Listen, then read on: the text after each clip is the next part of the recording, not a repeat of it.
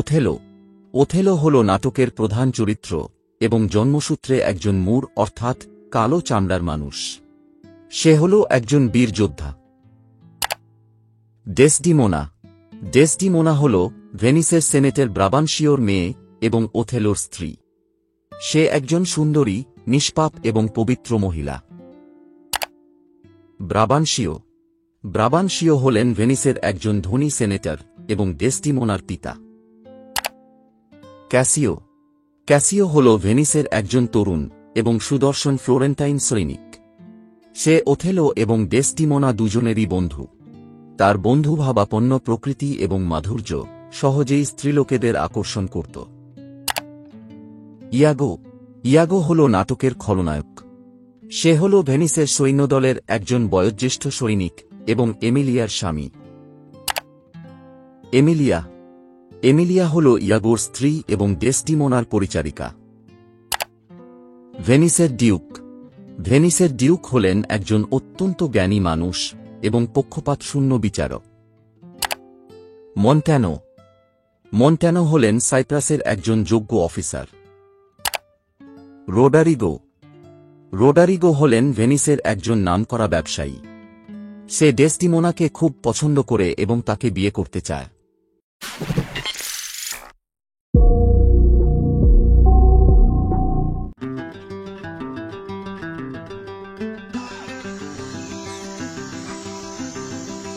বহুদিন আগের কথা। ভেনিসে একজন ধনী সেনেটর বাস করতেন। তার নাম ছিল ব্রাবানশিও। তার একটি সুন্দরী মেয়ে ছিল, যার নাম ছিল ডেসডিমোনা। তার দেশের অনেক সুন্দর সুন্দর যুবক ডেসডিমোনাকে বিয়ের প্রস্তাব দিয়েছিল, কিন্তু ডেসডিমোনা পছন্দ করত একজন কৃষ্ণবর্ণ বা কালো চামড়ার মূর্খকে, যার নাম ছিল ওথেলো। ওথেলোকে ডেসডিমোনার বাবাও খুব পছন্দ করত। এই ওথেলো ছিল এক দুঃসাহসী যোদ্ধা। তুর্কিদের সঙ্গে ভয়ঙ্কর যুদ্ধে সফল হওয়ার পর তাকে সেনাপতি পদে উন্নীত করা হয়েছিল। তারপর থেকে সে সারা দেশের মানুষের কাছে প্রশংসা আর সম্মানের পাত্র হয়ে উঠেছিল। সেই সময় ভেনিসে একজন নামকরা ব্যবসায়ী বাস করত, যার নাম ছিল রোডারিগো। রোডারিগোর টাকা পয়সা ও ধন দৌলতের কোনো অভাব ছিল না। সে ডেসডিমোনাকে খুব পছন্দ করত এবং তাকে বিয়ে করতে চাইত। তাই সে বারবার তার বিবাহের প্রস্তাব ইয়াগোর মাধ্যমে পাঠাতে থাকে। আর একই সাথে রোডারিগো ইয়াগোকে অনেক টাকা পয়সা ও বিভিন্ন উপহার দিত, আর সেগুলো ডেসডিমোনার কাছে পাঠিয়ে দিতে বলত। কিন্তু ইয়াগো ছিল খুবই ধূর্ত প্রকৃতির মানুষ। সে এই উপহারগুলো ডেসডিমোনাকে না দিয়ে সেগুলো সে নিজের কাছেই রেখে দিত। ওথেলো ভ্রমণ করতে ভালোবাসত, আর মাঝে মধ্যেই ব্রাবানশিও ওথেলোকে তাদের বাড়িতে আমন্ত্রণ করত তার সেই দুঃসাহসিক অভিযানের গল্পগুলো শোনার জন্য। এসব গল্পে ডেসডিমোনা এতটাই মুগ্ধ হয়ে যেত যে কোনো কাজ থাকলেও সে তাড়াহুড়ো করে সেটা সেরে ফেলে ওথেলোর গল্প শোনার জন্য ফিরে আসত। এইভাবেই তারা একে অপরের প্রেমে পড়েছিল। ডেসডিমোনা জানত যে তাদের এই বিবাহকে কেউ কোনোদিনও মেনে নেবে না। তাই একদিন তারা গোপনে বিয়ে করে ফেলল, আর তারা ঠিক করল যে তাদের এই বিবাহকে গোপনে রাখবে। কিছু সময় পর ওথেলো ও ডেসডিমোনার বিবাহের ব্যাপারটা ইয়াগো জেনে গেল। ইয়াগো দেখল এটাই তার সুযোগ ওথেলোর সাথে বদলা নেওয়ার। ইয়াগো ওথেলোকে নিজের শত্রু বলে ভাবত। এর পেছনে একটি বিশেষ কারণ ছিল। ওথেলো ও ডেসডিমোনার এক ফ্লোরেন্সীয় বন্ধু ছিল, যার নাম হল ক্যাসিও। এই ক্যাসিও ওথেলো ও ডেসডিমোনার ভালোবাসাকে সফল করার জন্য তাদের প্রচুর সাহায্য করেছিল। তাই ওথেলো তাকে লেফটেন্যান্ট পদে উন্নীত করেছিল। কিন্তু এর ফলে ইয়াগো খুবই রেগে গিয়েছিলেন।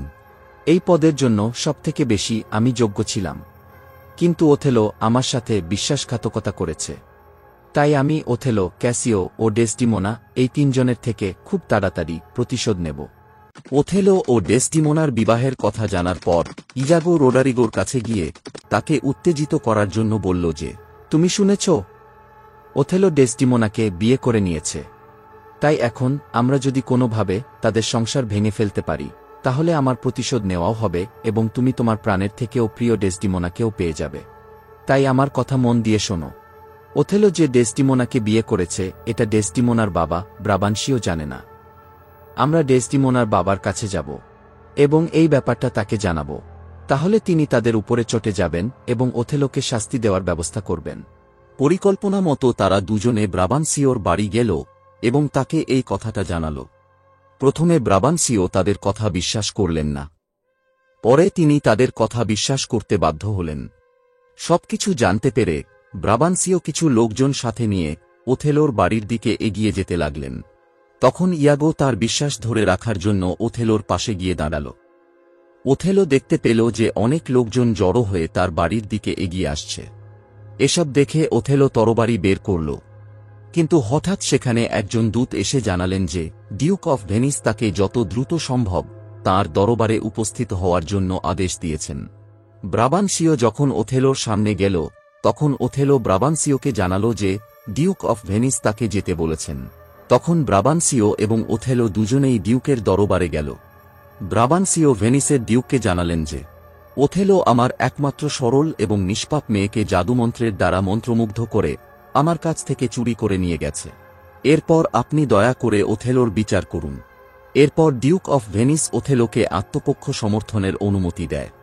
তখন ওথেলো বলল যে আমি আমার যুদ্ধের সংগ্রামী গল্পগুলো ডেসডিমোনাকে শোনাতাম এবং সে এগুলোর প্রেমে পড়ে আমাকে প্রেমের প্রস্তাব দেয়। আমিও তার প্রস্তাবে সাড়া দিয়ে তার সাথে বিবাহ বন্ধনে আবদ্ধ হই।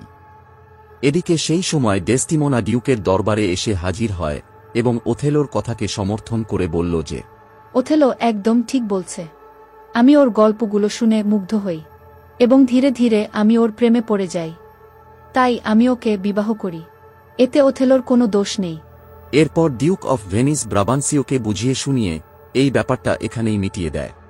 তারপর ডিউক ওথেলোকে ডেকে বললেন যে তাকে এখনই সাইপ্রাসে যুদ্ধে যেতে হবে, কারণ তুর্কিরা এক বিশাল নৌবহর সাজিয়ে যুদ্ধের জন্য রওনা হয়েছে, আর তারা ভেনেশীয়দের কাছ থেকে সাইপ্রাস দ্বীপ পুনরায় উদ্ধার করার জন্য দ্বীপের দিকে এগিয়ে আসছে।